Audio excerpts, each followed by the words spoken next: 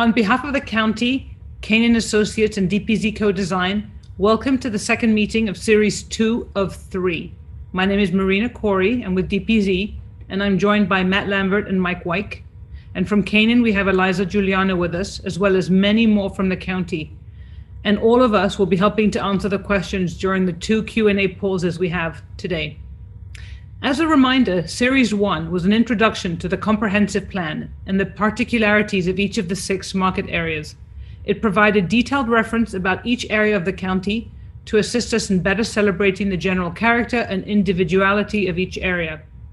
It also touched on strategies for growth based on what areas of the market areas will generally be maintained, what areas will evolve, what areas will transform, and what areas can grow. And as a follow-up to that presentation, this series is an introduction to sectors and place types two technical terms you will learn a lot about today that are intended to further guide growth in a more predictable manner and in a way that supports the mayor's initiatives and what we are hearing many county residents want.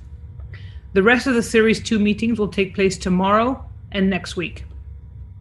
Series 3 in late spring will be about the zoning code, the zoning regulations intended to support the policies that will guide growth, development, and conservation.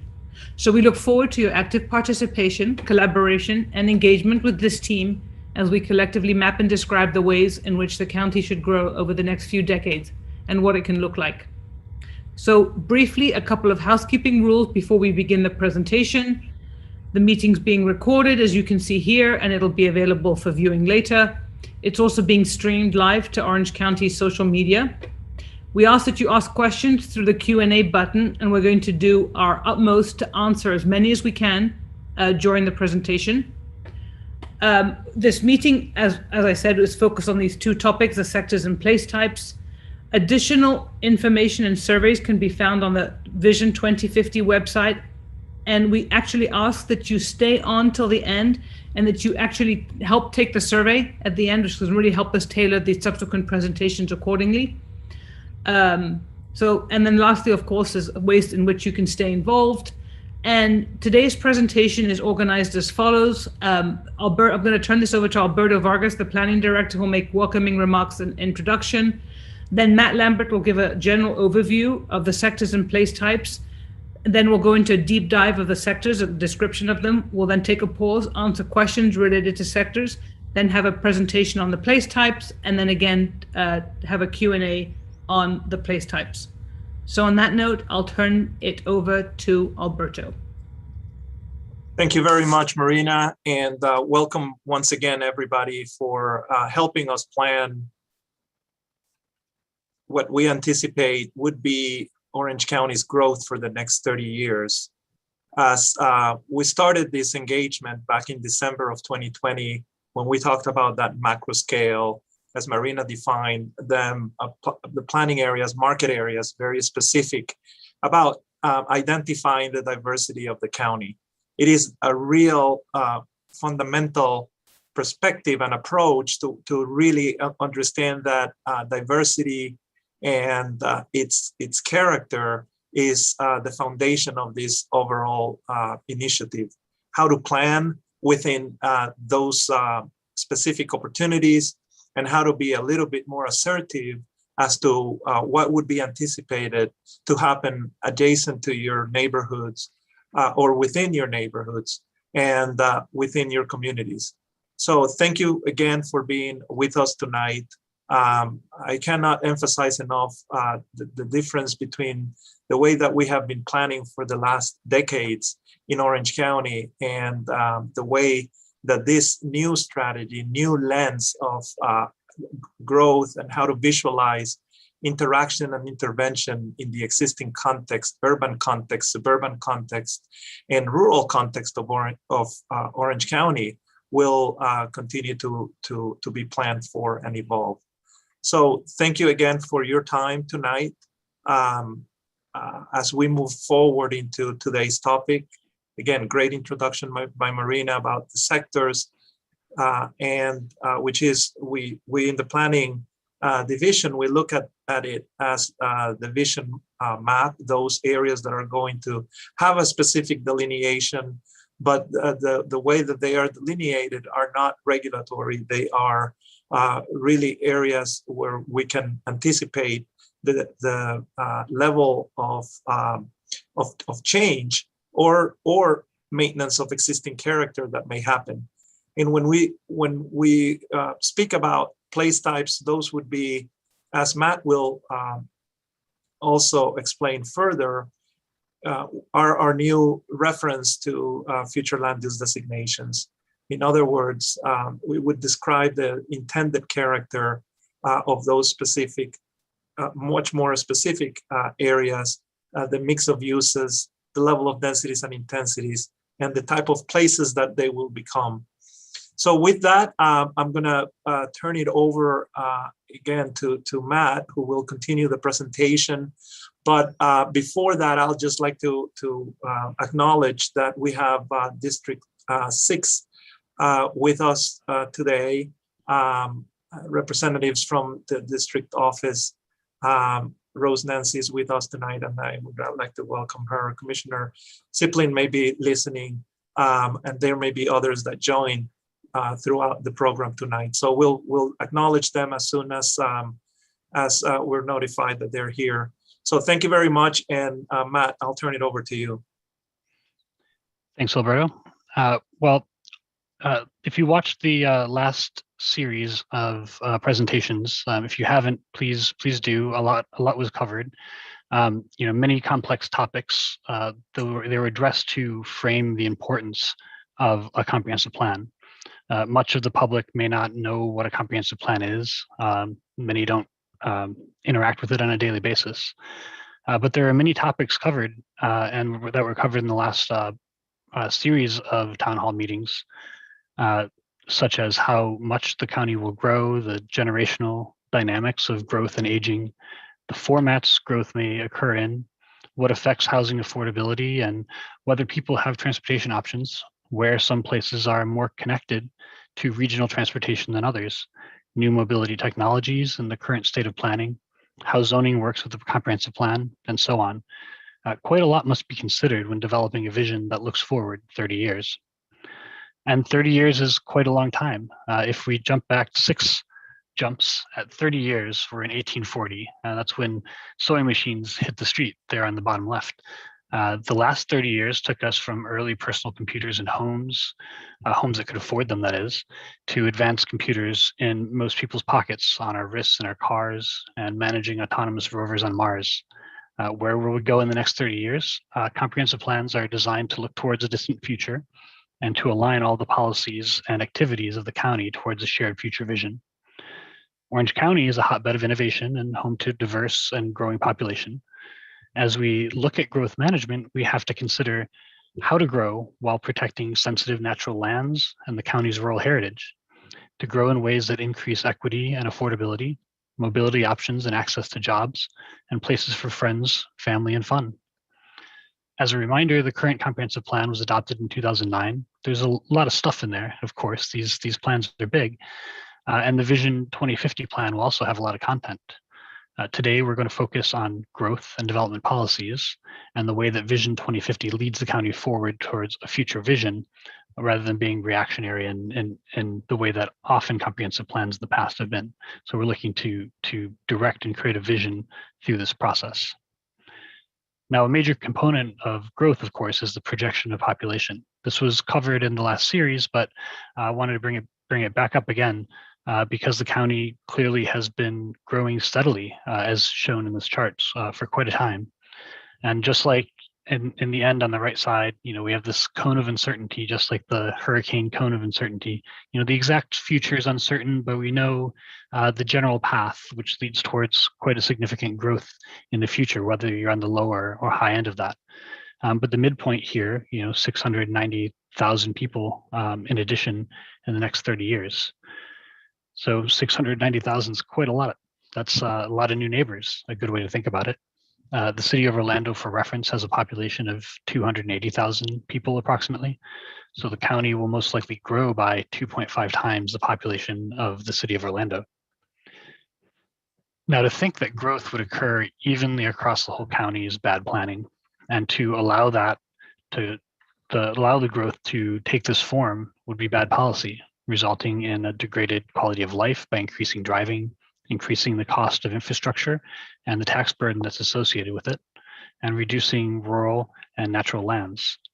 So I hope we can agree that these are not desirable outcomes. So we plan in order to direct growth to specific places, not everywhere. One of the two components of growth management here is sectors. Sectors direct growth to where it's encouraged. We also plan in order to direct the character of new development in those places where growth is desirable. When we consider the county as a whole, it's quite a diverse place, and it should continue to offer people a diversity of options for where to live, diverse job opportunities and educational choices, and diverse ways to get around. Place types direct the character of future growth through form, intensity, and the mix of uses and mobility. Sectors are large, and place types fall within them. Together, these direct growth towards a future vision. Where growth occurs and the character that it takes is a key component of Vision 2050. These live in the future land use component of the comprehensive plan. Sectors determine where growth will occur, and place types determine the form that growth will take. We're spending a lot of time today on these two components, mainly because most people don't interact with the comprehensive plan or with future land use as discussed previously. We hope the Vision 2050 document is one that everyone can understand, that you can contribute to the vision and build expectations for what the future will be. But there's a larger overall picture that sectors and place types fit into. There's terminology used, and we just wanted to go over this so that you're familiar with the terminology as it's discussed throughout this whole process. Some of the elements that we discuss are policy, while others are not. At the top, they're the incorporated municipalities. These are places that determine their own growth policies. Below that are the market areas. These were discussed in the prior meeting, and Alberto talked about those just a few moments ago. These are really a tool that allows us to zoom in on parts of the county that have different characteristics, analyze those places, engage with people who live and work there, and to consider how policies should react to different contexts. Next is the urban service area. This kind of interacts with the other one. They're not mutually exclusive, but this is a policy boundary that determines where utility service will be offered. Indirectly, this is a growth policy in that it limits where growth can occur from an urban versus rural standpoint. But the following three elements, the subjects of this and the following town hall, work together to control the intensity and form of growth.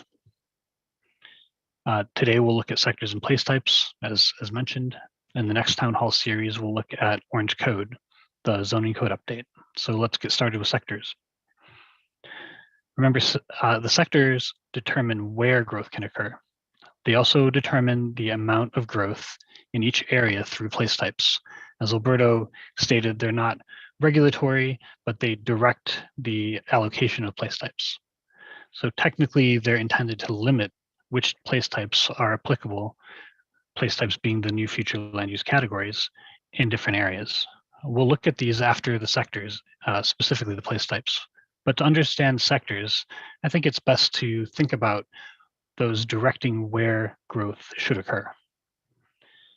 In Vision 2050, there are 6 sectors on the left. And as a reminder, off on the right side, the incorporated areas are not included in sectors because municipalities manage their own growth. So at the top is the targeted sector. These are the growth priority areas. Following this is the intended sector, where existing area-wide plans have been developed and where existing plan developments have been approved and entitled prior to today. These 2 sectors are where nearly all future growth is directed. Following are the established and rural sectors, aimed at retaining their current character, and then the preserved sector for large and contiguous preserved natural areas. And at the bottom is the special sector for more complicated land uses like power plants, water treatment, airports, universities, these places that have non-typical characteristics and need special consideration and rules that are different from, say, normative development patterns. So in terms of land area, this is how things break down. The vast majority of the county overall is within the preserved, rural, and established sectors where significant growth is discouraged. Instead, growth is directed to the targeted and intended sectors, roughly 12% of the county. So in chart format, this is how it looks. Incorporated areas and road rights-of-way occupy quite a large amount of the county. And we put road rights-of-way in there because we're looking at these designations from a sort of parcel level. So we take the roads out and they add up to a lot of land. But we put them there with incorporated areas because the sectors don't exactly apply to those. Yet the preserved and rural sectors take up more land than both the incorporated areas and roads. The areas prioritized for development in the targeted and intended sectors, they remain a small percentage. So now we're going to take a closer look at each sector. First, the areas where significant growth is discouraged, and then the areas where growth is encouraged. Here's a map of the whole county. We'll see how sectors are mapped at the countywide level, and then zoom into the South Market area for a closer look. Of course, note that we're not marking out every municipality and every little detail here. The roads and the cities and the airport and so forth that are listed on here for orientation purposes. So incorporated areas cover about 24% of the county. As I mentioned, these areas manage their own growth policies. Sectors apply to the unincorporated areas only. First is the preserve sector. This is the simplest of all. These are lands currently in preservation or with policies directing for future preservation. The sector only includes large and contiguous areas in preservation. There's many developments that have smaller additional conservation easements and conservation areas, and they're not in the sector because they're small and sprinkled sort of everywhere, and the sector is really about these large areas of preservation. So here is that sector mapped on the county level, and I'll note that we're going to dive into the market area specifically following this. So right now we're just looking across the county. This sector is about 21% of the land in the county. The rural sector includes lands in agricultural use, pasture land, rural settlements, and large undeveloped lands where growth is discouraged, and also natural areas that are not yet in preservation. So this is the rural sector mapped. Like the preserve sector, the rural sector covers about 21% of the county. It's funny they work out to be the same. Now the established sector, this includes most of the county's residential areas where the goal is to maintain the current character. Here's the established sector mapped. These are residential areas principally surrounding and between incorporated areas. The established sector includes about 13% of the county. When we add these three together, you can clearly see the areas where growth is discouraged, comprising 55% of the county overall. So if you have kids, I have a 6-year-old, and if you spend a lot of time around them, maybe you've been familiar with this mantra around managing healthy eating called Go Slow and Whoa, that encourages kids to eat lots of healthy foods, that's the go, not to eat too many processed foods, the slow, and to very rarely eat sweets and treats, the whoa. So we can look at the sector map in the same light, with whoa areas where we want to discourage growth, like the preserved and rural sectors, slow areas like the established sector, and next we'll look at the go areas for growth. The intended sector includes areas that have already been planned for new growth, including entitled planned developments and area-wide plans. This sector represents about 5.5% of the county and includes areas like Horizon West, Innovation Way, and Lake Pickett. And lastly, the targeted sector, where most new growth will be encouraged.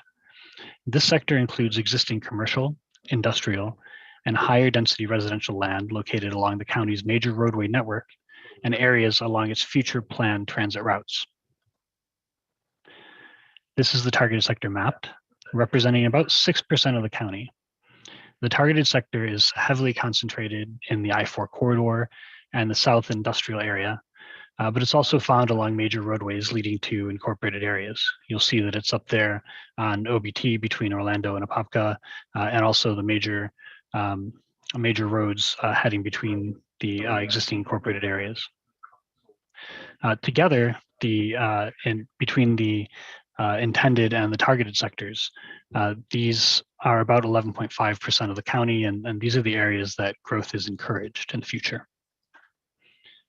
And to fill the gap, there's the special sector. Remember, I mentioned with some special rules, but it's a small amount of the county overall, 3.5%. It includes places like UCF, the power plant and prison, the golf center, and other special places that are not housing and commercial and the things that we normally think about in terms of growth.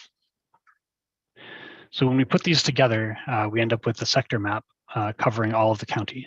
It's hard to read individually here, so that's why we split them out to look at them each, and now you can understand better how they lay together. This map directs where growth will occur and how much growth should occur in a given area. Or from a go, slow, whoa standpoint, it looks like this. So now let's look at the Northwest market area and see how the sectors are mapped over here. Now, quite a lot of the market area falls within unincorporated municipalities.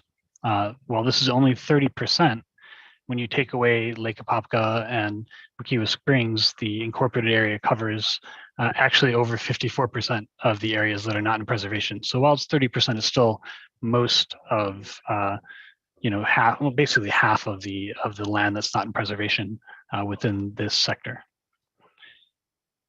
Here are those preserved areas comprising 42% of the market area, covering the lake and the state park.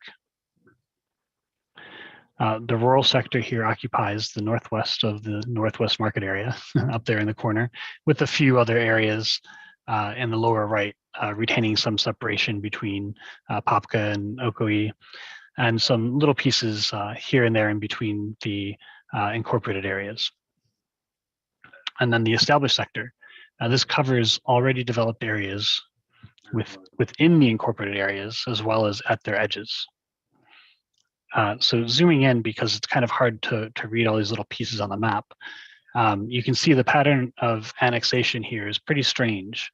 And this illustrates how the established sector fills in the holes that are there in the incorporated areas.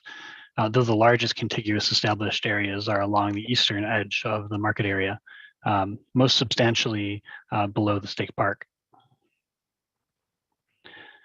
Now, the collective no and low growth sectors make up 64.5% of the Northwest market area. Together, the incorporated areas and the no low growth sectors comprise about 94.5% of the market area. I mean, basically everything, nearly the whole thing. From the perspective of unincorporated county land, most of the area is intended for preservation of the current character. But there are some growth areas. This is the intended sector, which includes two special areas at the edge of the market area where new growth is already in process or has been approved. It's about 1% of the overall market area. And the targeted sector is here. You can barely make it out in the map, but if you zoom in, just like the established, you can see it a little more clearly. These are mostly commercial properties located along major roadways, like Silver Star and Hiawassee at the right side of the zoom in here. There are a few of these areas within the adjacent incorporated areas, totaling less than 1% of the market area. I think at the moment it's 0.8%. So in all, both the targeted and intended sectors comprise less than 2% of the entire market area of the Northwest. So not much growth is intended within unincorporated county land here.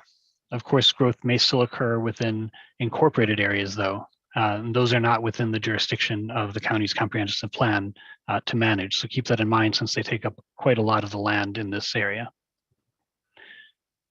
And going back to the go slow woe standpoint, here's how the sector map breaks down in this market area. And I'll note that the missing numbers on the right are the special sector, road rights of way. But in all, this shows that very little go is happening in this area and a whole lot of woe here. So again, from a sector standpoint, this is the composite sector map. I hope this provides a strong understanding of sectors. The next topic we're going to get into is place types, and sectors influence place types, which we'll clarify for you. But before we move on, we'd like to see if there are any questions from attendees or viewers, items that the county or consultant team would like to add. Marina? Thank you, Matt. So I have a question for you. It's clear that the targeted and the intended sectors where growth is directed. That's obvious. And the established sector is described as areas that will maintain.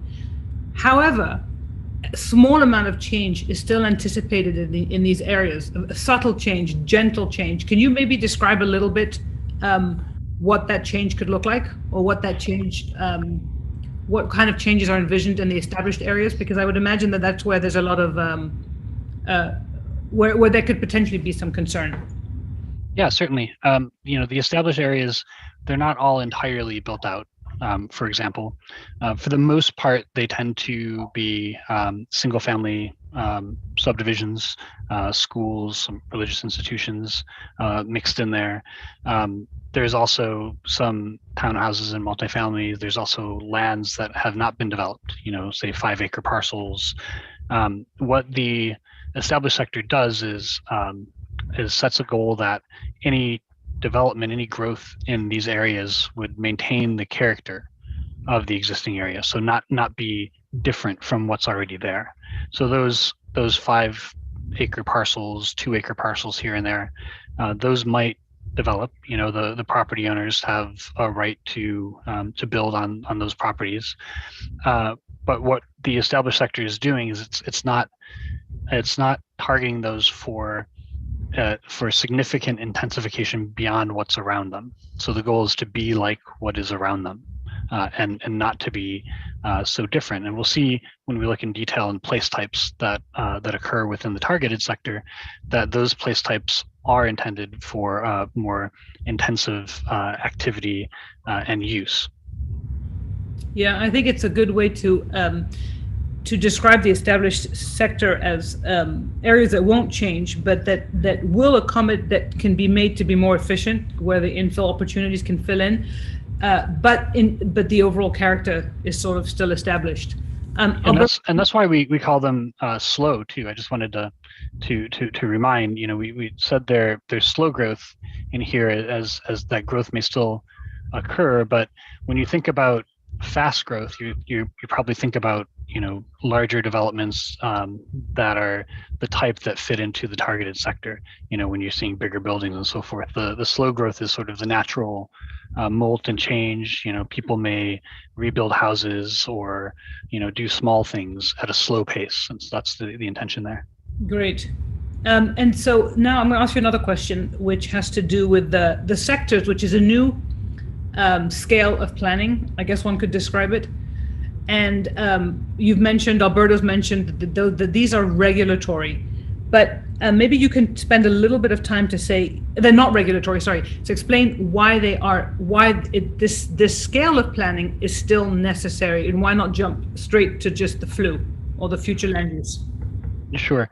Well, the goal here is to get beyond the parcel by parcel level look at land use. And so if you look at the older versions of future land use, what's there currently, what's been there in the past, what is the old way of doing things that a lot of people have followed, the future land use tends to be reactionary. Somebody wants to change the use of land, so they go through a process of changing the future land use. So it doesn't actually predict anything.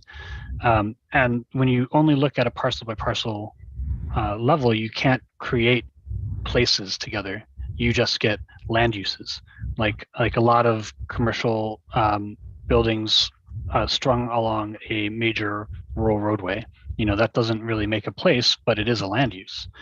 So we want to zoom out from there to start making places. Now the place types do that from a regulatory standpoint as land use. They look at a larger area, but what the sectors are intended to do is to help understand where certain place types should be used. So it's kind of like a 2-scale system in terms of defining the character and future growth in an area. If we didn't have the sectors, then who's to say that a very intensive land use might come to the rural area, for example. The sectors help us to allocate where certain types of land uses and place types are appropriate. That's right. Alberto, do you have anything you want to add to that, or should we move on to another question? Sure, just a quick follow up, Marina. Thank you.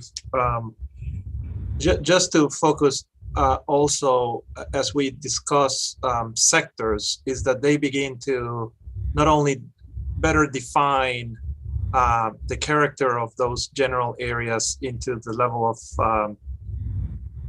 densities, intensities that those particular areas may begin to receive growth, but also I think that and the specifics of those densities and intensities is what's about to be presented with the place types. But one area that I think it's interesting to elaborate a little bit more, and I think when the presentation of the market area was introduced, we were able to bundle unincorporated areas and roads as that very large piece of the pie, if you would, that basically is untouched and will pretty much accumulate that very large amount of area. But I think I just want to clarify, and maybe throughout the presentation we can continue to elaborate and define the fact that with this planning approach, we are beginning to think of roads and the corridors a little bit differently. I mean, they almost as a future land use designation area when we speak about corridors, because the character, the environment, and the associated land uses that define that outdoor room is really critical and important. And as Matt described, we're no longer just parcel based by parcel based when we discuss and define the policies for each one of those future land use designations. But now we're taking into consideration the public realm, that outdoor environment that used to not have a future land use in the past. So just food for thought. Yeah, that's helpful. I think it also helps to help justify or prioritize capital investment for transit and other sort of amenities that could do sort of the greatest good for people around the county. And I know Matt will address that further as we get into the place types. Two quick questions for you, Alberto. There's one question, someone's asking the Pine Hill area. We have to let them know that's in the core area, and that'll be shown tomorrow. So please tune in for tomorrow's session. But one question, Alberto says, it looks like the JPA with Mount Dora has been expanded back out to its original boundaries. That area was reduced during Rich Crotty's administration, wasn't it? Does that ring a bell for you? Yeah, the joint planning agreement with Mount Dora will stay pretty much status quo. We will continue to coordinate with the different municipalities that the county has joint planning agreements, and we will continue to, make the necessary modification and adjustments. But what it is, the boundary that it is today will pretty much, is not anticipated to change at this particular time. As we continue and engage this effort all the way through, the summer, we will continue to look at the specifics. But as far as the specific joint planning agreements and the structure of it will stay pretty much the same. They remain intact. Okay. And so to another place specific question for you, Alberto. South of State Road 528, east of Narcosi Road, Deseret Land has many new tollways. The county has this area defined as rural future. There is a big disconnect between what the 2050 plan is proposing versus what CFX is planning. And is the county going to try to stop that? I think we will continue to better understand the corridor plans that are being proposed by the different entities that are working on those corridor plans, the north-south corridor and the east-west corridor that are currently planned for in that rural east market area, south of 528 or even 50 and 520 in that general area where Deseret Ranch lands today. So we will continue to work extremely closely with not only with our transportation planning division to continue to evaluate those regional proposals, which are very critical and important, and then begin to understand any type of development that may be associated to those corridors as well. Not only within the rural east market area, but also in the adjacent market areas. Yeah. I think Matt will speak to that when he describes the place types. The idea that there's, it's in a slow area, of course, the rural, even in the WO, but understanding the ways in which development can happen in a very limited manner, but in a very sustainable manner in the rural areas is an important part of this exercise.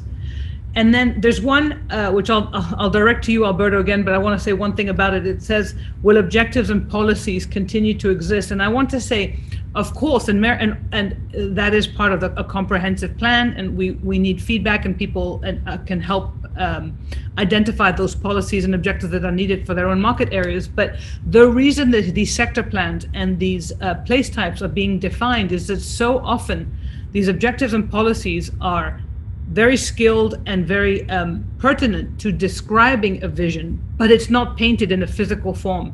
And what the sectors and the place types and even Orange Code are trying to do is to define to put a vision, even if it's a very overarching vision, to what these objectives and policies can support, which we think will give residents a great level of comfort in actually seeing how that can be mapped and translated, how these objectives and policies are mapped and translated accordingly. Yeah, and just to add, Marina, to the question, we have recently gone in front of the Board of County Commissioners with a cleanup of our existing policies and goals of the 19 elements of the comprehensive plan. We have recently completed that. The general and a great deal of coordination with other divisions and departments within the county was a very engaging effort to get us to where we were at before we went in front of the board. So I just want to reassure that the comprehensive plan will continue to evaluate each one of those elements. But the strategy here, as we continue to reorganize this Vision 2050 in a much more comprehensive manner, is that those 19 elements will be better consolidated, not necessarily by elements, but by chapters. So if you think of 19 elements today, we're anticipating the association of 9 different chapters where some of these elements will better coexist in this vision 2050 that it's in the works right now, so that they're not isolated and the reference is not as disconnected as it exists today. So a much more better organized structure is anticipated as part of this Vision 2050. Great. I'm going to ask one more question. Actually, I'm going to answer one more question before I turn it over to Matt again for the description of the place types. But someone is asking us to zoom in on the targeted sector of Lockhart area. And we want to say, we're not doing that now. We're not going to zoom into a sector now. And in fact, we don't even, the purpose of today's presentation is really to describe the sectors and the place types without necessarily zooming into specific areas, because then otherwise people get so focused on, well, what is my land zoned or what is immediately around me, which, while we agree is completely important and relevant, we really wanted to give Matt the opportunity to explain the sectors and explain the place types. And these maps will be released and people will be able to zoom in on them in great detail once they are, once we finish sort of, well, once we internally tweak them, but then they're going to go out to the external, to all the stakeholders, and you will have ample opportunity to look at this. But we're not going to be zooming into areas today, as unfortunately. And Marina, sort of. Just to add, and I think Matt was alluding to that, and I'll let him continue. But for those that are interested in the Lockhart area and what we had been anticipating will be a focus discussion about Lockhart, will happen much more, I think, tomorrow when we discuss the core market area, because the adjacencies between these two blurred boundaries between the core market area and the Northwest market area is the focus area that I think those folks that may be participating today may want to understand a little bit better. We did a soft introduction of that during our first series, a corridor that would be a focus area for that community, and I think we will continue to discuss the specific details, not only tomorrow in more detail, but also as a follow-up focus meetings with those specific stakeholders and residents. Yeah, so, and thank you. And I do want to say, of course, as Matt's going to describe the place types, there will inevitably be a zoom in to the area larger than what you've seen right now. So there are other questions, but I'm going to reserve them for after the place types so that we can give Matt a chance to explain those. Yeah, and as we saw on Monday, there's some questions that get answered with the place types discussion, of course, and we do zoom into some areas. So yeah, I was going to point that out and have some info on on Lockhart and but what we're going to show are first series of how these types work and how they might be mapped, and as Marina described, the mapping, the initial mapping's in progress and will be shared once it's together, and then it'll be tweaked through public participation. So diving into place types, again, we covered sectors first because the sectors help determine which place types are desirable in a given area. Some place types are of a greater density and a greater intensity, and those clearly are not the desire in the rural area, but that's what we're looking for in targeted areas. And others are of a lesser density and intensity. Again, the targeted sector encourages infill growth and permits place types that are higher intensity than the established sector. And the established sector aims to maintain character, permitting lower place type intensity. Again, place type being future land use. But place types are not only about density and intensity. Place types help determine how growth can occur through physical characteristics like heights, but also block structure and the mix of uses, along with density and intensity, the sort of traditional tools. Many place type details are regulated in the zoning code update, Orange Code. We'll discuss that in the next series of town halls. In the comprehensive plan, place types are the future land use categories. They regulate density and mix of uses, the allowable mix of zones from the zoning code, and they're really tightly connected. And they describe the intended character of new development and of existing places. Place types are organized into 4 categories: the urban types, which are applicable within the urban service area; the rural place types, those are applicable outside of the urban service area; open space place types, these cover natural areas and the county's larger parks; and special place types, they're similar to that special sector. Those are places with those special rules and considerations like universities, industrial districts, theme parks, and so forth. So we'll go in an order to do the simplest things first. Open space types are by far the simplest. Here there's just 2, parks and recreation and natural areas. Both of these you can find really in any sector. Parks and recreation covers larger county parks and recreation facilities. They may be added to any of the sectors in the future, and they may exist there today. These enhance the surrounding area and tend to be located near built-up places most of the time. And then natural areas are places set aside for conservation. The preservation sector is really full of natural areas, but they can also be found in other sectors. Like I said, they're just smaller areas of nature. So those were pretty simple. And we'll look at the rural place types, which are also relatively simple compared to the urban types. So rural place types are divided into 3 categories located within the rural sector. They're all low density or very low density in character, with landscape and regional character preservation as the goal. So you'll see on the right, we have these categories of access and density and landscape. These are just intended to give a quick look comparison to say, hey, the top category of the rural villages and hamlets, which is one type, these are a higher density than a rural settlement, for example. There's a little less landscape, but they've got more access to transportation, and rural lands is really all about the landscape, but there's basically no density or access to transportation. So you can compare these to, say, the urban types, all of which are a higher density than any of these. So rural villages and hamlets, these are walkable places within the rural landscape, surrounded by land in rural use or natural areas. These places are rare, but they provide necessary services and some increased transportation access within the rural landscape. Rural villages and hamlets offer a degree of walkability by clustering development while preserving rural lands around them. Rural settlements are well known. These are the very low density developed areas within the rural landscape. They are generally intended for preservation of their current character.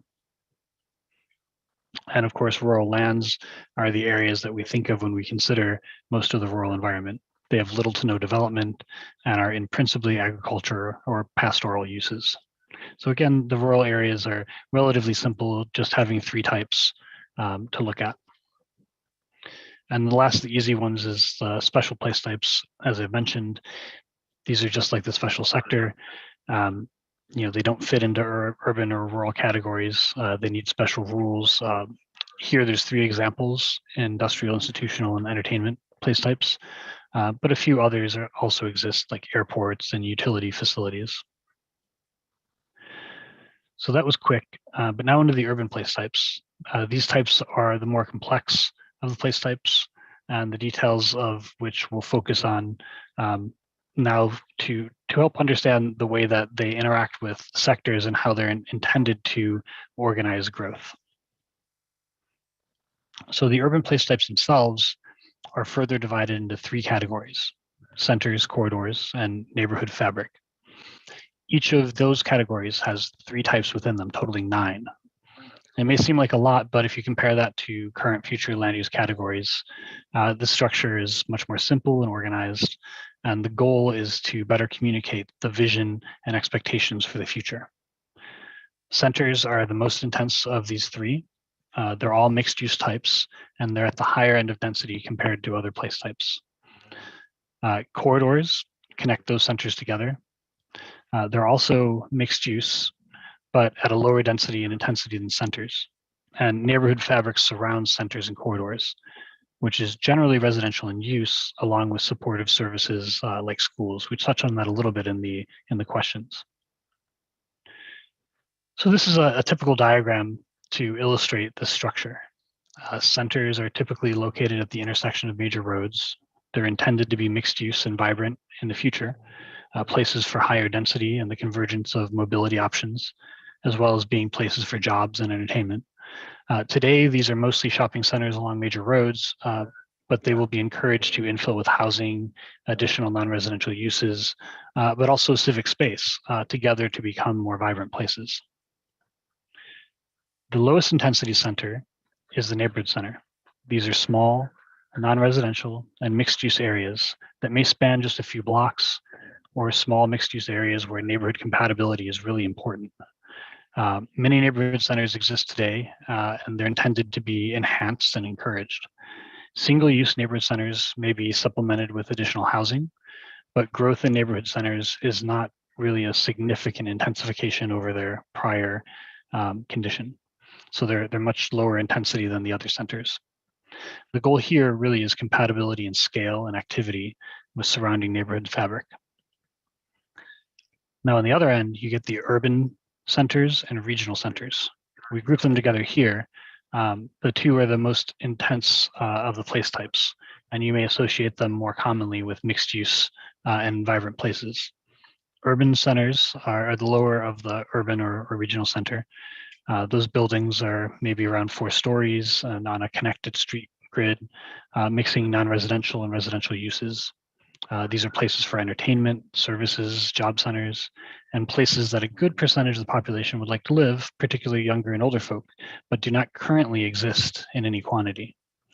Now, regional centers are more intensive, akin to downtown, but there's not a whole bunch of them. So we didn't separate them out in this slide because really the goal here is the regional center plan for iDrive, for that to become a key destination for the region in the future.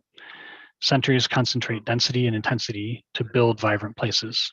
They're also key nodes along the future transit network, the type of development that transit needs to be efficient.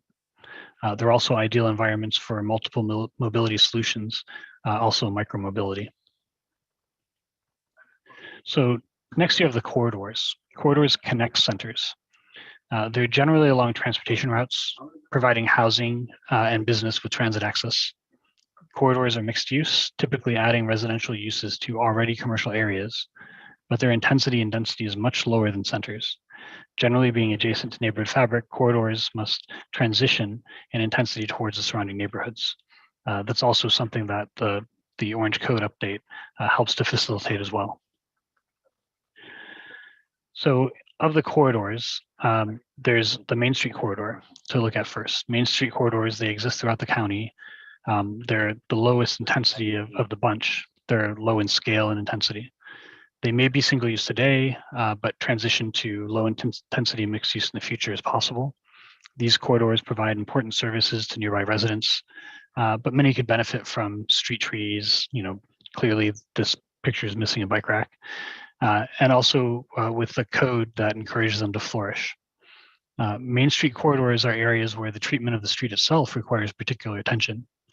In the comprehensive plan, this is a key component to indicate to the State Department of Transportation that this future land use is aimed at walkable and bikeable places, a key component of that department's context-sensitive approach. That's been built in the Orange Code update as well, and we'll discuss that in the next town hall series. But this place type, this corridor place type, and these place types in general are really tied in closely to what DOT is doing and what the Orange Code update is doing as well. So they're really coordinated between the three. Next to the transit corridors, these are located along existing and future transit routes. Because these have greater transit access, they're intended to be higher density relatively and intensity, connecting people with high quality transit. Lower density than centers, but higher than the neighborhoods that surround them. These are mixed use areas, but the extent of non-residential use would vary based on the market demand. Most non-residential towards the centers, some still on the corridors. The primary goal of transit corridors is to increase the population living along premium transit routes, to increase ridership and reduce future traffic impacts associated with population growth. Centers, of course, play a role in this as well in the transportation system. And then finally, there's suburban corridors. These are located along major arterials that will remain car dependent in the future. Suburban corridors may be intensified with mixed use and they may be beautified, but the relationship to the major roadways requires a special consideration with respect to zoning and land use. For instance, without on-street parking, it's not reasonable to require buildings be located very close to the street, but conditions such as this in the image may be viable. Now, the remaining urban place types are neighborhood fabric. This makes up nearly all the established sector and much of the targeted sector. Neighborhood fabric is principally residential, along with a few supportive services. The lowest intensity is suburban neighborhood fabric. This is located in the established sector and covers nearly all of the sector. You should be familiar with this type, the goals of which are to generally retain the existing character. We discussed that in the Q&A. Suburban neighborhood fabric is really entirely single family residential, but also can have schools and religious facilities, clubhouses, and those uses that are commonly found in this environment today. Next is the suburban mixed neighborhood fabric. Also in the established sector, these are areas where single family townhomes and multifamily housing are mixed together today. Like the prior type, these are targeted for preservation of character. When mapped in the targeted sector, though, this is intended to diversify the area with additional missing middle housing types, as has previously been discussed concerning naturally affordable housing. Suburban mixed neighborhood fabric is found where these types mix in close proximity today, and in some areas as a buffer between higher intensity centers and the suburban neighborhood fabric.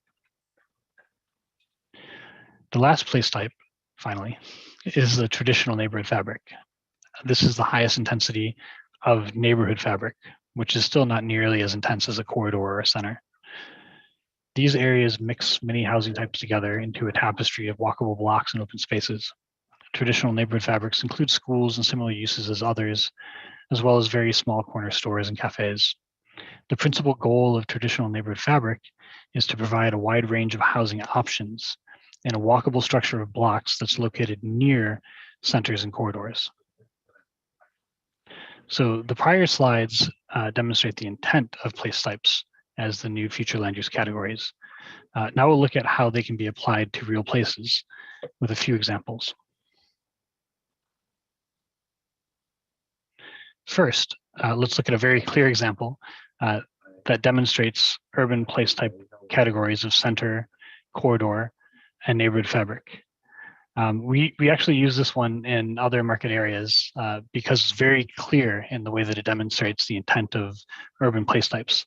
But a good thing it happens to be in the Northwest market area. This is where East Semarin connects with the OBT. Some of this area is incorporated, but at the moment we're going to ignore the incorporated areas for the clarity of the diagram to demonstrate the way that these types are intended to be used. So this area happens to demonstrate a lot of common characteristics that you find elsewhere.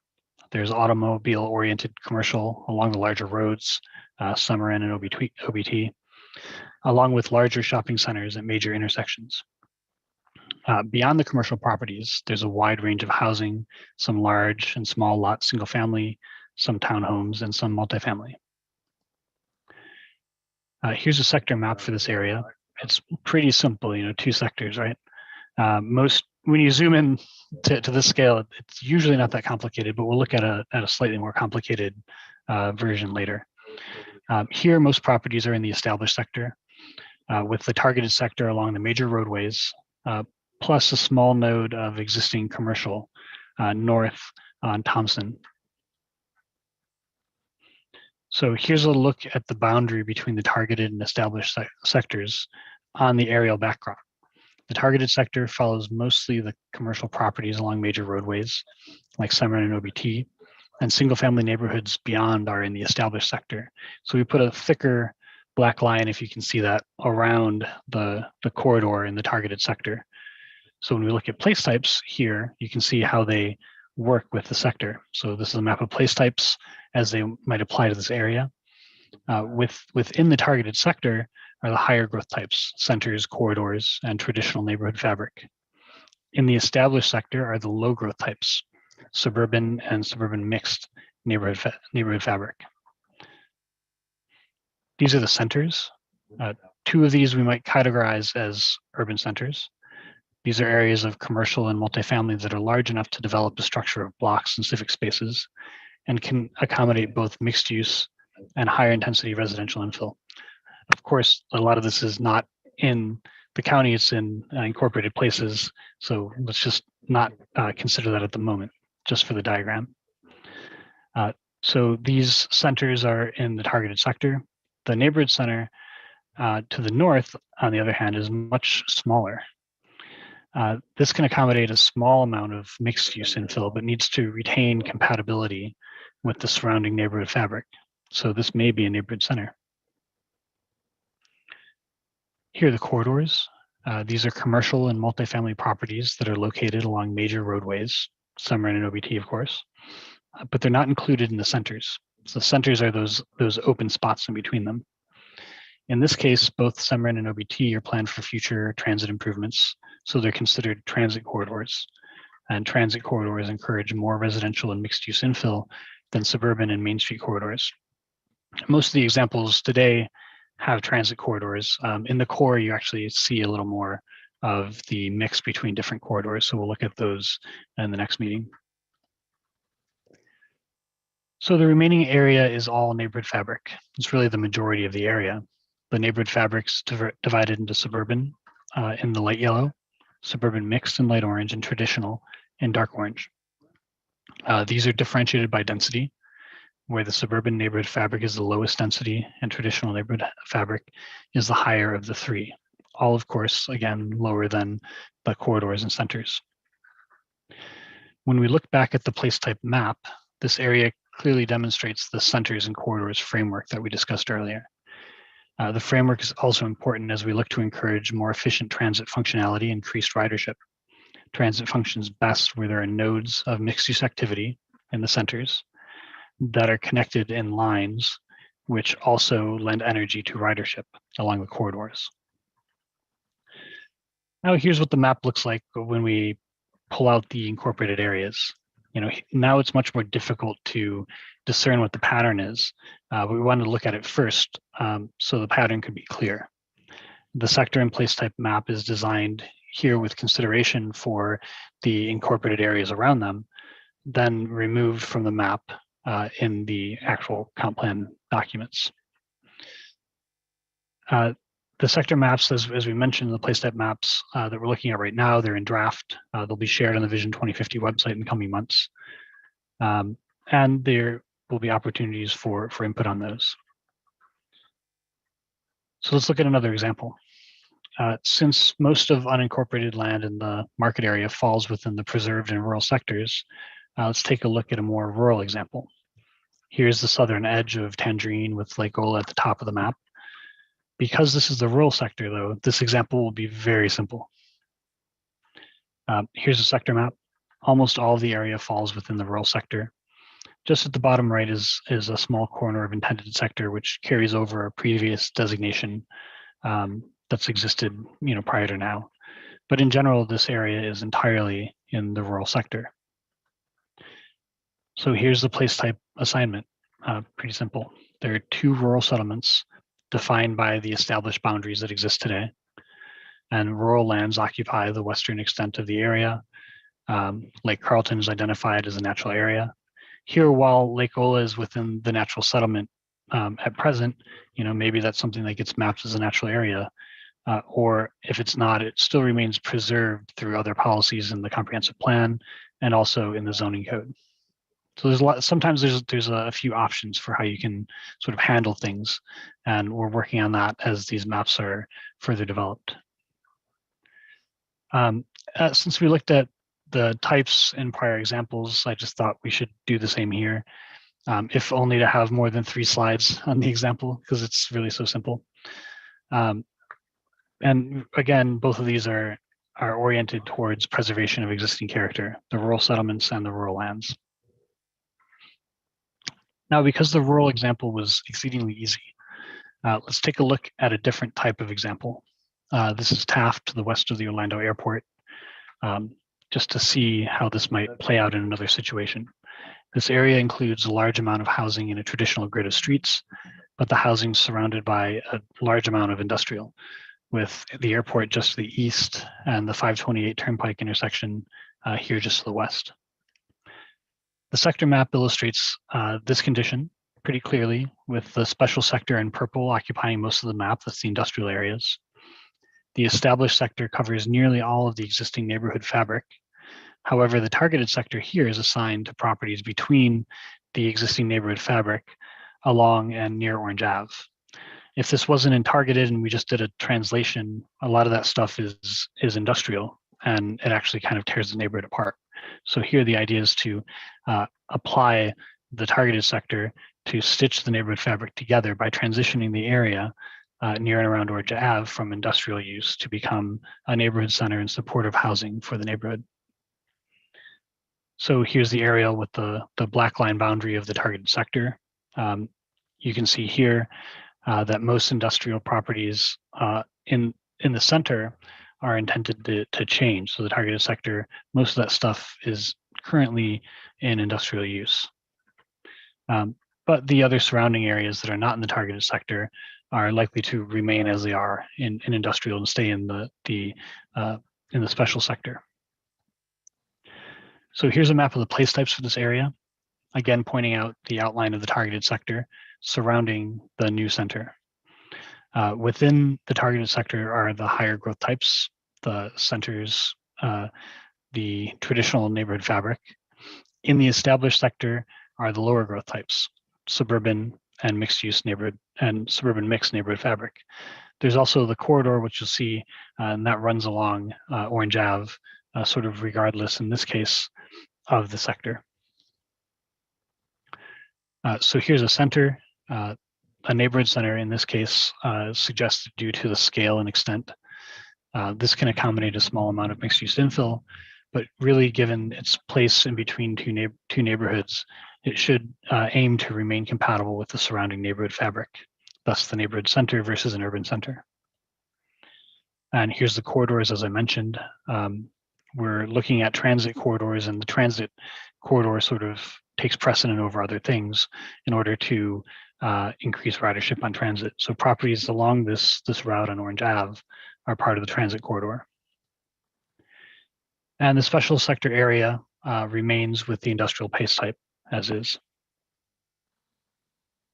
The remaining area is neighborhood fabric, the deeper orange, traditional neighborhood fabric, and that's within the targeted sector. Again, that's a greater mix of different types of housing at a higher intensity than the suburban mixed and suburban neighborhood fabric, but not as high as the center or corridor. The remaining is mostly suburban mixed neighborhood fabric with a little suburban fabric at the very, very edge of things. So this is the composite map with the incorporated areas identified. Unlike previously, the first example, because the incorporated area would all be sort of special sector here, you didn't really have to map the place types. However, you may notice that piece of neighborhood that comes up near the suburban fabric, that light yellow, that is also suburban fabric. So that does influence the application of the place type there. But the goal is to use these types to not just do land use on the parcel by parcel basis, but to look at the larger area and say, where are our centers and what are the components of our neighborhoods and corridors, so that the future land use directs a vision for the way that that growth will occur and sort of fill out into areas that are supportive of surrounding areas. So that's really it on the place types for today. Again, a lot of information for these as it is as it's worked out in the next couple months will be posted onto the Vision 2050 website. So be sure to check out that site for more information as it comes along. We'll also be reviewing more examples in different market areas throughout the next 4 meetings that we have in this series of town halls. And then the next set of town halls will jump into Orange Code, the zoning code update, and talk about how it connects with comprehensive plan policies. But now let's just take some time to cover questions and clarifications from the Q&A and comments, or anything that the county or consultant team feels should be elaborated upon. Marina? So Matt, would you mind going to your Taft example, the past 2 slides, and maybe starting with the one that identified, the sectors. Oh, this is a good, well, no, go back one more. Yeah, this one. Oh, okay, 1 second. Yeah. There we go. Yeah, I'm anticipating this would be a kind of a question that you would have, and that is, why does the neighborhood center encroach more on the east side into a neighborhood? Like, why isn't that line straight down? Like, there's those 2 little red blocks, and I know it sounds like it's very very specific, but those are the kind of questions I would imagine people would ask. Like, how did you define the edges of the urban center, and aligned with that, how did you define what would be in suburban mixed fabric and traditional fabric? Maybe you can speak to that. Sure. And I think that bump is a good thing to point out, because right now a lot of the land uses are based on a translation from current land uses to how they would fit into these types of land uses based on what sector they're in.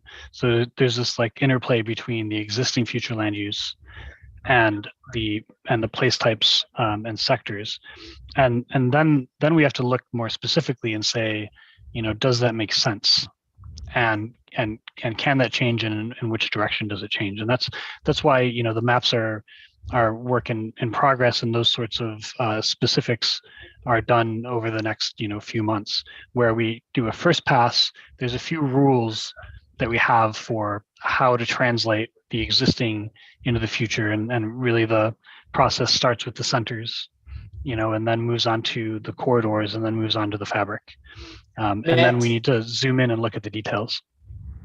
Matt, this is Marcus. Marina, this is Marcus.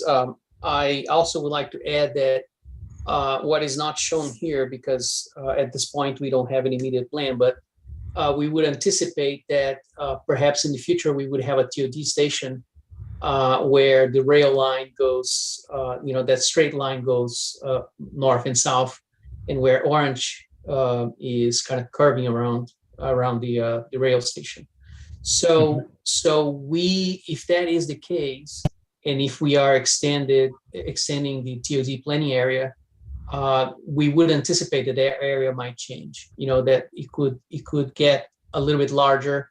It could also encompass a little bit more of the all of the areas surrounding the station.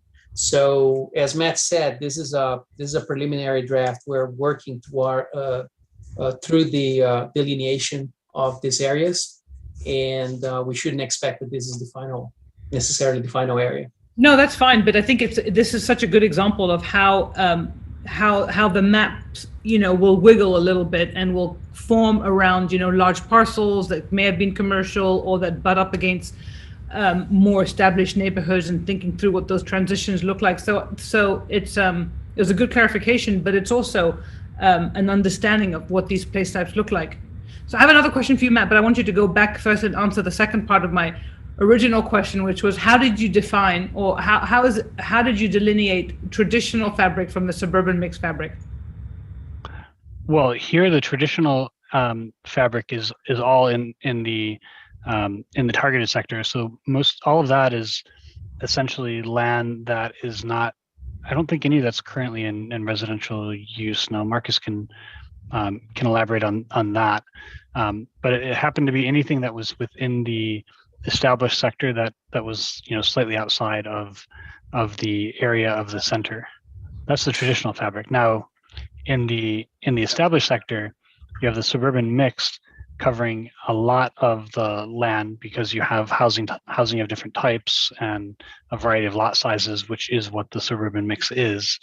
And then only further out do you have some more regular, larger lot single family, and that's what has the regular suburban neighborhood fabric.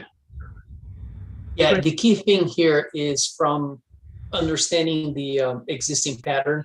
The difference between that traditional fabric and the red, which is the center, to where it goes more towards the what we call suburban mix, is the targeted zone. So we are targeting those areas that are directly relating to the transportation corridors, right? So that's why you have Orange Avenue and the Sunrail line. And as it goes farther and as it becomes more of an established single family residential with no offices or no mix of uses, that's when you change that color from traditional to mixed suburban. And the difference for those in the future development is one of density, is that as you go towards the reds, the density of future development might potentially increase. And as I said before, once we, if in the future we have potentially a transit station there, either BRT or a future Sunrail station, then that would change even more towards the red areas. So is it fair to say, and I'm thinking that it would be really good to see the sectors and then the place types included in each sector, but would it be helpful to say that or is it fair to say that generally the traditional fabric is in the targeted sectors and the suburban mixed use is in the established sectors? That is exactly the case. Okay. It is. It was written, but we didn't specify it in that way. But also, it's not suburban mixed use; it's suburban mixed neighborhood fabric because it's not mixed use. It's a mixture of housing types, but they're all residential. Got it. You're right. It's a good distinction. So, in line with that, Matt, the way the sectors accommodate place types, the place types are intended to encourage different building types, right? So that it's not an entirely a huge zone of just one kind of building type, which we're trying to get away from. So maybe you can speak to how these place types are intended to encourage a diversity of sometimes residential types, and in other cases, a diversity of residential and use types. Certainly, and of course, we'll get into this in great detail in the next series. But I think that works well with something that I wanted to point out, which is, if you look at, say, a current future land use map, it's going to look more like a sprinkle. It's like confetti sprinkles. There's all sorts of different uses next to each other and so forth. And don't worry, this will be relevant to your question. But if you look at the map here, the more intense the red, the orange, and to the lighter yellow is describing intensity. So just on a quick look, we can say, clearly I know where intensity is intended to be and which areas are intended to be less intense.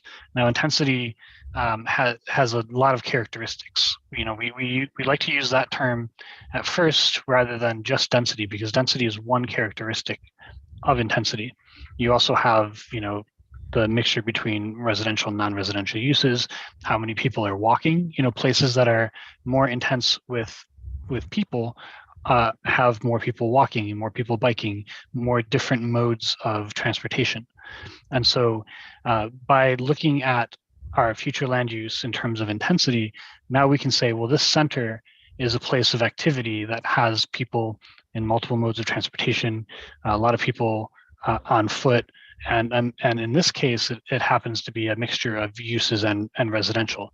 So now you have to look at some considerations for transportation and what are your other rules and policies around transit access, right? So this gives us those nodes to be able to understand that. Now, when you get to, say, the traditional fabric and the suburban mixed fabric and so forth, the place types, they allocate a certain amount of different transect zones, of different zones in Orange Code. And we'll look, I don't want to get into too much detail there, but those zones are arranged from greater intensity to lesser intensity. And so they mix. In one zone, you may be able to have multifamily and townhouses and small lot single family, but in a different zone, you might only be able to have the large lot single family. And so the types mix those zones together in this fabric of intensity. So let's look at the traditional neighborhood fabric here. That would have a few zones that allow a whole range of building types, most of which are pretty hard to do today. But there's a significant demand for them. So here in these areas where we want growth to occur, it needs to be supportive of this transit area. You aim to have this greater mix of building types, and I know that Alberto talked about the building types in the prior series, but really getting into cottage clusters and townhomes and small and medium multifamily that mix all together. But that would happen in that traditional neighborhood fabric by zoning, but not in the suburban neighborhood fabric. So I don't know if that helped clarify that or not. I mean, it's complex when you get into the zoning piece. That's helpful. Now a question on the rural place types, because you mentioned that the rural hamlet and village may add a little more density, but I think it's important to distinguish the idea of the villages and the hamlets from the rural settlements. So the rural settlements is what people know. They're the large lot development in the rural areas. The idea of the villages and the hamlet is to maybe have a slightly greater density in a more compact manner and then preserve a lot more open space around it. And it is a new typology, but it's in the part of the country that I am in, for example, it's which is the DC area. It's been an effective way in which these rural villages has proven to be an effective way to cluster. And clustering is a really nice way to try encourage the preservation of open space, and not necessarily to plat out everything at 1 to 5 acres or 1 to 10 acres. So this is a conversation we're going to really want to have with people to see if you all are amenable to this kind of development, if it makes sense. We'll show examples of what that looks like, but maybe you can, I don't know if you have anything to add to that, Matt, and or Alberto or Olin or anyone else. Well, I'll add quickly that there are a lot of examples up and down the east coast of Florida of counties that have adopted different policies around this. Some have been more successful and some less successful. So there's a history in the area. Just head to the east, and any of the counties directly adjacent have had experience with managing rural growth and clustering. The Treasure Coast Regional Planning Council had done some of that work in a number of the counties, and some of them just sort of let growth go in the rural areas, like Palm Beach County, and that's not the preferable way, I would think, to handle it. But other counties really focused on this idea of villages and hamlets and have been successful doing so. Great, thank you. I'm going to now shoot some questions over to Alberto. The first one is, will the county stabilize the urban service area for the next 30 years to achieve the intentions of this plan? Yeah, so I believe the Vision 2050 is strengthening where via the sectors themselves where growth should be happening by the targeted sector and even the intended sectors. There's plans, policies, and specifics of those sectors as to where growth should be guided towards.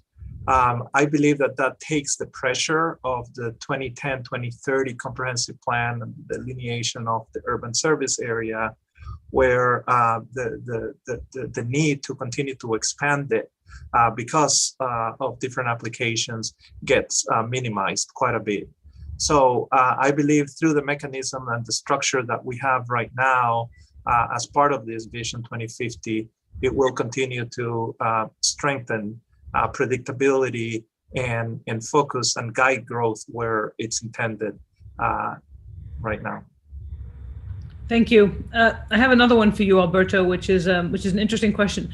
With a targeted area, changing land use is easier in an area that has no HOA, because some that have HOAs tend to be static in their design. So how will the county attempt to create a new overlay to allow HOAs to evolve for future needs? And maybe I'm thinking of an example like Horizon West. Like how would a place that's already permitted, how could a place like that evolve to meet the goals of this comprehensive plan? Yeah, so remember, Horizon West isn't intended, and it has its own set of policies and its own code. The communities and neighborhoods, even though they continue to build within the boundary of that original sector plan in the county, in the state, actually the first one in the state, would continue to have that level of predictability that carries with all the policies. And the code that implement those policies. The actual HOA situation, it needs to be clearly stated that those the specifics that the CCNRs, the way that they are governed today, they're private agreements within the residents themselves, and the county is not intending to change or modify those specific conditions within each one of those neighborhoods. However, I believe by strengthening the definition of how Orange County will continue to grow within this particular sectors, and they understand opportunities to maybe evolve and modify their own conditions, I believe that will lend itself. But this plan will not intend to get any layer of involvement in a private agreement. It's interesting, we are in a private development right now. Our office is one planned by DPZ, but we are in the process of updating.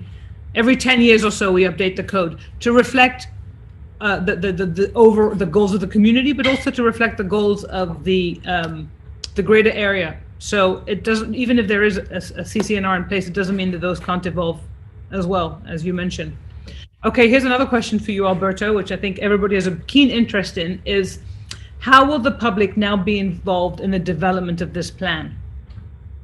Yeah, so the public has been involved since September when this effort was kicked off. We had a very robust, if you would, website where a lot of the introduction of this initiative is very well described via some videos and the literature that's embedded in that website, so people can visit. It's organic. It's going to continue to evolve over time. We have specific surveys that are part of the web page, and some that are already established and some that are being created right now. 2 more that are very specific to the topics of the second town hall series and the third.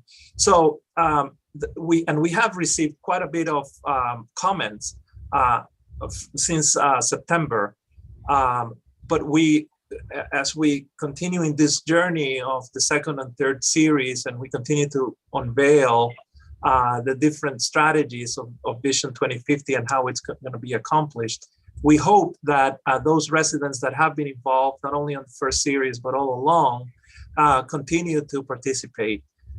None of what you're seeing today in terms of specific maps are carved in stone. We're going to continue to take into very careful consideration all of the comments and concerns. That's why the residents are here. They're forming part of this vision, and we need their participation in order to complete it. So the residents have definitely been involved, and they will continue to be involved for the long run. Thank you. Here's it's a comment more than a question, but will there be a method for holding the county commissioners accountable in approving projects not in keeping with the FLU or the future land use? How will you keep special exceptions from becoming a way of developers being able to do what they want? In our Claracona rural settlement, this has led to runaway development. A concern that I'm sure we hear in every community.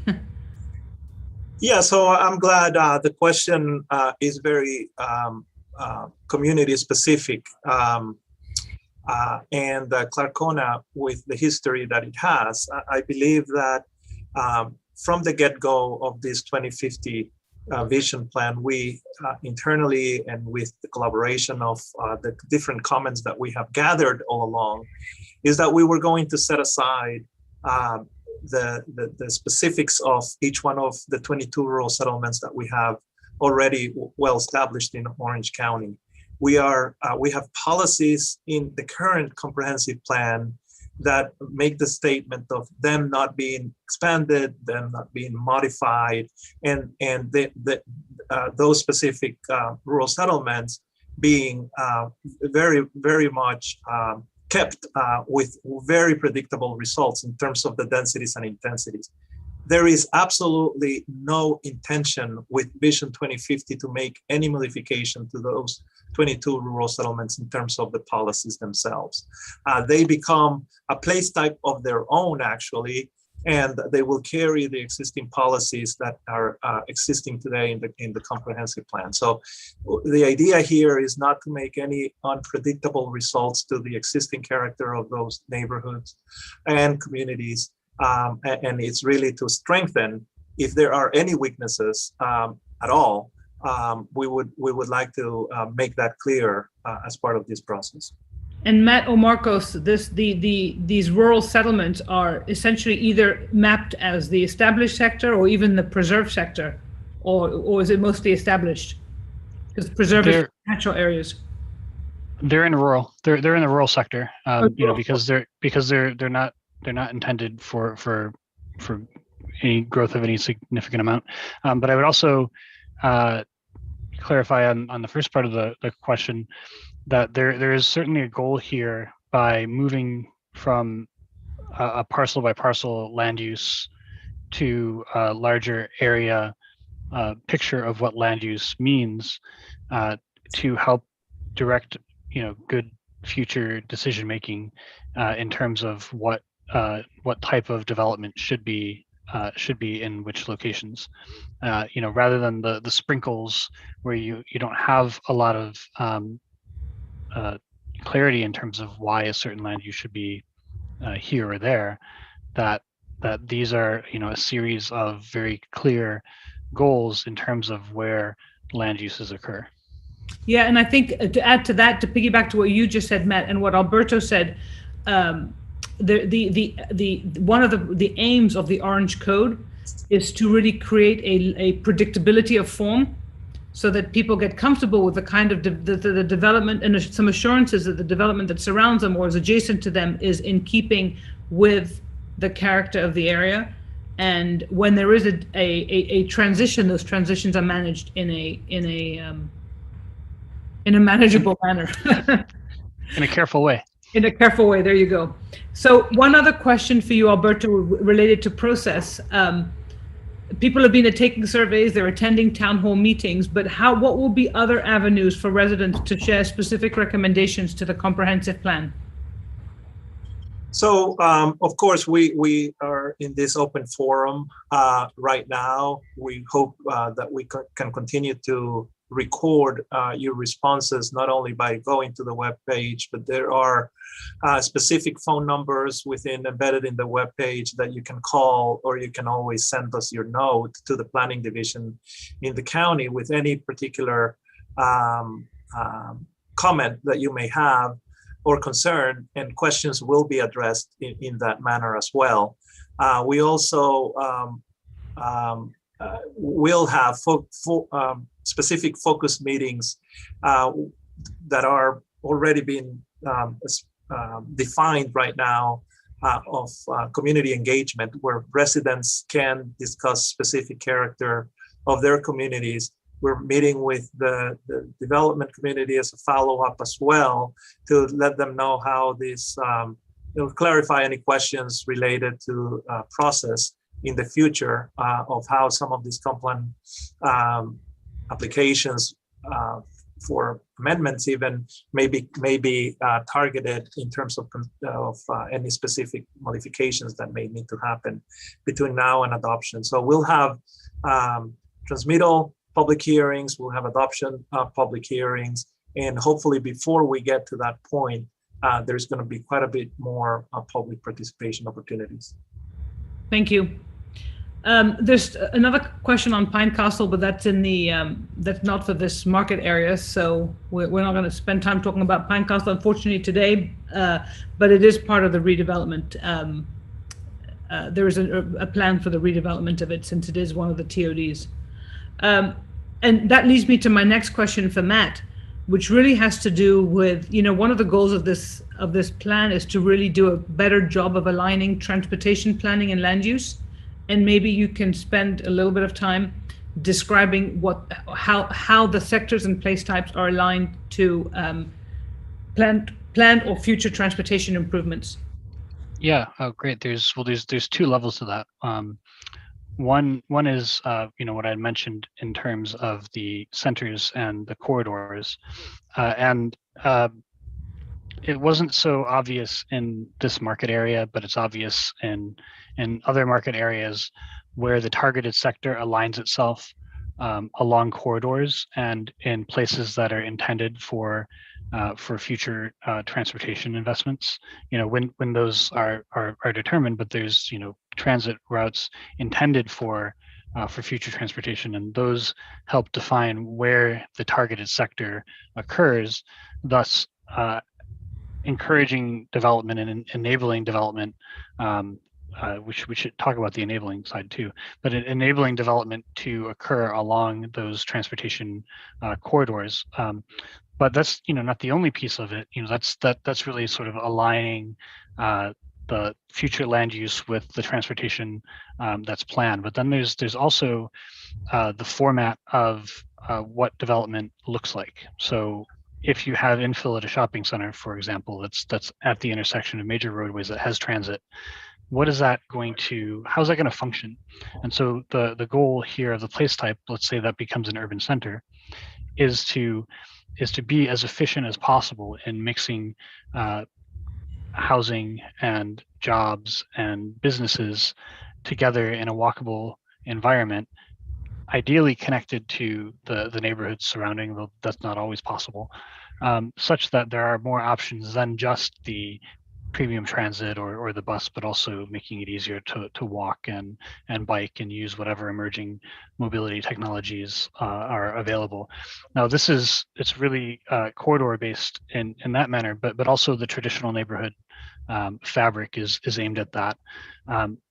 and yet beyond, when we get into the Orange Code update, a lot of walkability is built into the standards set for development within the code. So even if we're talking about a small infill development somewhere, that would be built on the framework of blocks with accessible open space that people can walk to. So, using as many opportunities to provide alternatives to just automobility, but other modes. Now, that's one side of the picture.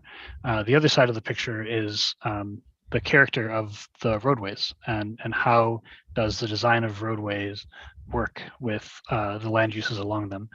Now, we're super lucky to be doing this right now, because thankfully Florida DOT has been doing a better job year after year in their standards, and we've been investigating these in quite a lot of detail as we're working on the Orange Code update.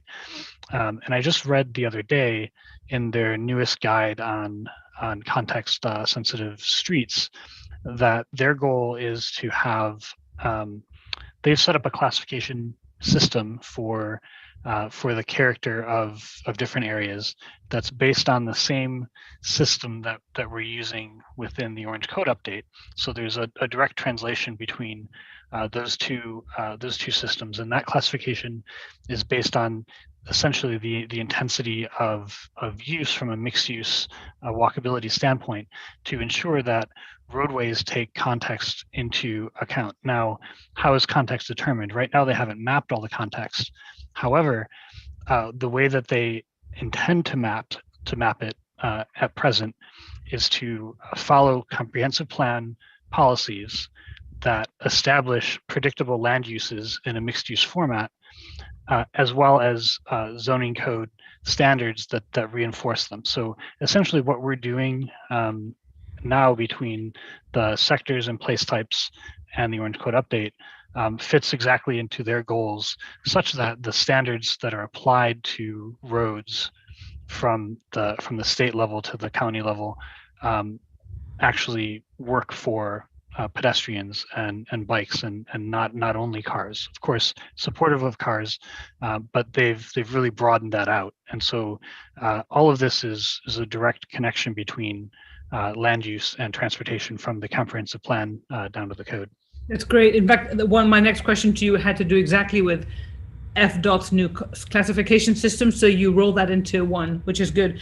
And one of my last questions it's either for you, Matt, or for the county to answer, but the 700,000 people anticipated to come here, is there a correlation between the scenarios of growth in each area and the anticipated growth generally for the different market areas, and where people are being directed? Or is it just really looking at the form and saying, this is where it makes sense to see development happen, and this is where we're going to sort of encourage growth?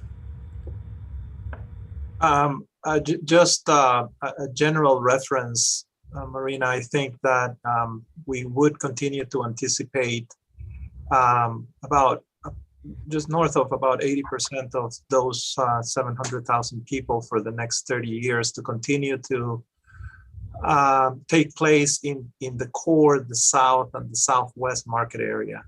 And as we continue to better understand the landscape, if you would, of Orange County, those particular market areas are contain the majority of the percentage of the targeted sector, where, as described today, represent quite a bit of opportunity for infill, as the majority of that land, and I say the majority because, well, actually it's about half and half, about 50% of that land is either undeveloped and underdeveloped. And there's quite a bit of opportunity for growth to continue to happen. And as you know, those areas that are going to carry urbanism and higher levels of connectivity and higher levels of densities and intensities will continue to taper the adjacencies of other sectors that are abutting that particular targeted sector. So In terms of the 700,000 people, I anticipate that at the 2% growth a year, we will continue to see infill happen, and provisions will continue to be focusing on the targeted sector. That makes a lot of sense. And you know, Marina, when I had said enabling before, it's sort of related, because at present, you know, we want to see infill, especially on these corridors and related to transportation. But at present, that can be very difficult because of the way that the current future land use and zoning are set up. So the goal of aligning future land use and zoning to create predictable outcomes is tied with making it easier to achieve those outcomes through the development process as well. That's right. That's an important point to make. And a lot of that will be covered in the next series of meetings. That does it for my questions. I don't know if there's any questions that the county staff have, or if any of the commissioners who are attending have any specific questions, because we know this was a very technical presentation, but we're grateful to Matt for having made it as pleasant as possible. But I want to open this up to the panelists here and see if any of them have any additional questions they would like to ask or comments they would want to make.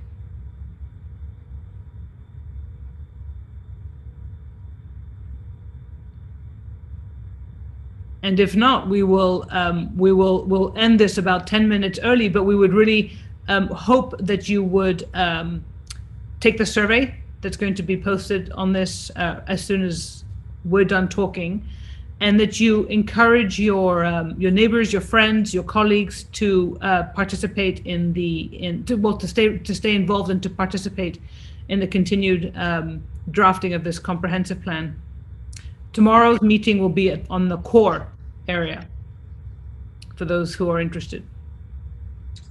And just to remind everybody, there is the webpage identified on the screen, and the phone number to call. And if you have any additional questions or comments regarding this process or the specifics of your communities and neighborhoods, please email them to planning@ocfl.net as presented on the screen as well. For those of you on the Zoom meeting, there'll be a short feedback box that'll pop up, so please hang on for that. And that'll be posted also as a link to social media, but as well on the Vision 2050 website. And the whole presentation, which was recorded, will also be available for viewing. Well, thank you all for participating. Thank you to the county staff, to Canaan, to DPZ, and to everyone for making this a good session. And I look forward to seeing everyone tomorrow.